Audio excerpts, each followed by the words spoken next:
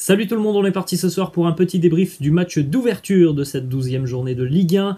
Un match d'ouverture qui a vu s'affronter les deux derniers champions de France, puisque le Paris Saint-Germain recevait Lille ce soir. Match avancé évidemment, puisque les deux équipes joueront en Champions League dans quelques jours. Encore une fois, on a vu un Paris Saint-Germain à réaction ce soir. Encore une fois, le Paris Saint-Germain réussit tout de même à s'imposer après avoir été mené au score dans cette rencontre. Score final 2-1 pour le PSG, avec une première mi-temps où on n'a rien vu tout simplement du côté de Paris, mais on commence à être habitué puisque le PSG n'est pas capable depuis le début de saison de sortir un match plein, c'est-à-dire un match où il y a de la cohérence pendant 90 minutes. Ça n'a pas été le cas encore une fois ce soir. Le PSG n'a joué qu'une mi-temps sur les deux, ça a suffi pour s'imposer face à une équipe lilloise qui peut certainement nourrir beaucoup de regrets, tant le LOSC a eu des opportunités de mettre ce deuxième but.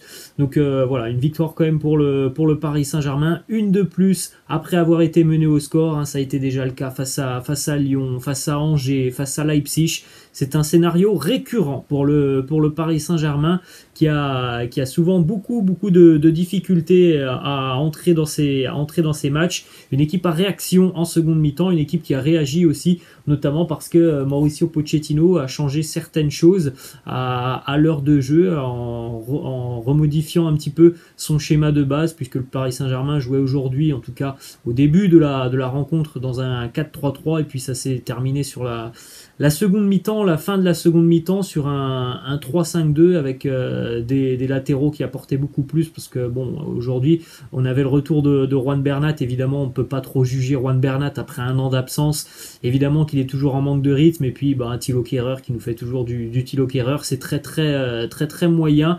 Il y a eu des choses intéressantes évidemment du côté de Paris en seconde mi-temps.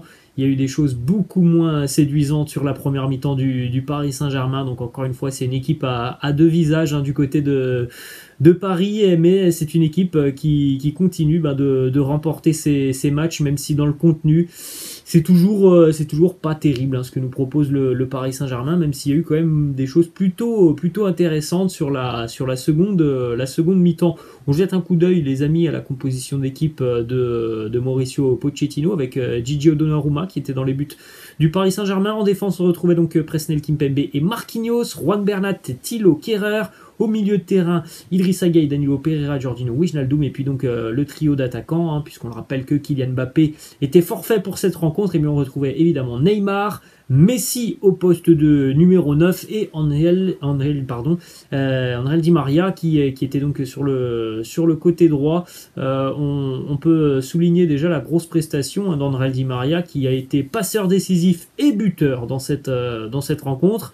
Une grosse deuxième période, mais voilà, on va pas se mentir, tout le monde est passé quasiment à côté de la première période côté parisien, hormis peut-être la défense, Kimpembe et Marquinhos qui ont été relativement solides sur ce match, et puis Kimpembe qui a couvert beaucoup de fois des situations de contre côté lillois. Il était toujours bien positionné, il a intercepté beaucoup de ballons. On a encore une fois Marquinhos qui est décisif dans un match où le Paris Saint-Germain est mal embarqué. C'est vraiment un joueur qui est toujours là dans les bons coups. Marquinhos, dans les bons moments comme dans les mauvais moments, c'est l'un des rares joueurs du Paris Saint-Germain à être toujours au niveau. Marquinhos, encore une fois, il nous l'a montré ce soir, un état d'esprit toujours exemplaire du capitaine parisien. On souligne aussi la prestation de Gigi Donnarumma, le portier qui a eu 2-3 arrêts à réaliser aujourd'hui. Il les a bien fait, notamment dès la première minute de jeu. Pour ceux qui ont vu le match, où sur la première minute de jeu, on a vu déjà le Paris Saint-Germain se faire avoir en contre, une frappe de Burak Yilmaz, très bien sorti par Gigi Donnarumma. Du côté du milieu de terrain parisien, rien de bien exceptionnel ce soir dans l'entrejeu parisien. Peut-être un léger mieux en ce qui concerne Jorginho Wijnaldum, mais c'est encore beaucoup trop timide pour Wijnaldum, qui doit prendre beaucoup plus de responsabilités au milieu de terrain dans un match comme celui-là en première période où le Paris Saint-Germain était assez timoré, où il n'y avait pas forcément de rythme. C'est un joueur comme Jorginho Wijnaldum qui doit prendre ses responsabilités, qui doit casser des lignes, qui doit apporter, se projeter vers l'avant. Il ne l'a pas fait beaucoup hein, quand même ce soir, l'ex-joueur de Liverpool. En ce qui concerne la ligne d'attaque du Paris Saint-Germain, Lionel Messi a été remplacé à la mi-temps, après une première mi-temps complètement fantomatique de Léo Messi, qui n'a rien réussi quasiment sur cette première période, si ce n'est une bonne passe pour Angel Di Maria. Sinon il a tout raté, Léo Messi. Puis je n'ai pas vu les statistiques, mais je suis pas sûr qu'il a touché beaucoup de ballons sur la première période, Léo Messi. Visiblement toujours touché au niveau de cette gêne musculaire, cette gêne qu'il avait éloignée de l'entraînement sur la séance de jeudi. Donc visiblement Léo Messi n'était pas à 100% sur ce match, hein.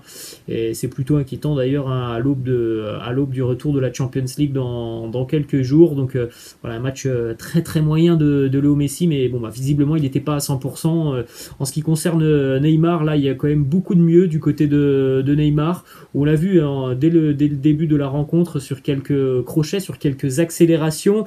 On a vu un Neymar qui avait l'air beaucoup plus en jambes que sur les précédentes rencontres, et même on peut le dire que sur le début de saison. Peut-être que cette semaine après le Classico lui a fait beaucoup de bien. Donc une bonne prestation pour Neymar, que l'on a vu aussi de mieux en mieux en seconde mi-temps, alors qu'il avait l'habitude de flancher un petit peu physiquement depuis quelques temps. Et bien on l'a vu terminer très fort, avec des gestes intelligents, notamment cette petite remise pour Angel Di Maria sur le deuxième but du Paris Saint-Germain.